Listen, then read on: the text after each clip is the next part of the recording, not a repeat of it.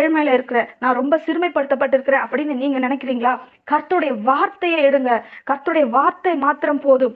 மனுஷன் அப்பத்தினால் மாத்திரமல்ல, தேவனுடைய வாயிலிருந்து புறப்படுகிற ஒவ்வொரு வார்த்தையினாலும் பிழைப்பான் என்று சொல்லப்பட்டிருக்கிறபடினாலே, அந்த வார்த்தையை எடுத்து நீங்கள் போஜனம் போல நீங்க புசிக்கும் போது கர்த்தர் உங்கள் வாழ்க்கையில உள்ள குறைவுகளை எல்லாம் நிறைவாக்குவார். நீ பசிக்குதுன்னு நினைக்கிறதுக்கு முன்னாடியே தேவன் உனக்கு போஜனத்தை கொடுக்க வல்லவராய் இருக்கிறார். நீயும் உன் பிதாக்களும் அறியாதிருந்த மன்னாவினால் உன்னை போஷிப்பார். நீயும் உன் பிதாக்களும் இதுவரைக்கும் நீ சந்தித்திராத அதிசயங்களை கொண்டு உன்னை போஷிக்க அவர் வல்லவராய் இருக்கிறார். அந்த சந்ததியார் மட்டும்தான் அந்த மன்னாவை சாப்பிட்டார்கள். இன்றைக்கும் அப்படிப்பட்ட மன்னாவை உனக்கு தர வல்லவராய் இருக்கிறார் கர்த்தர். அவர் நல்ல மேய்ப்பனாய் இருக்கிறபடினாலே இதை உங்களுக்கு செய்ய வல்லவராய் இருக்கிறார். புல்லுள்ள இடம் என்று சொன்னால் நம்ம கற்பனை எங்க போவோம்?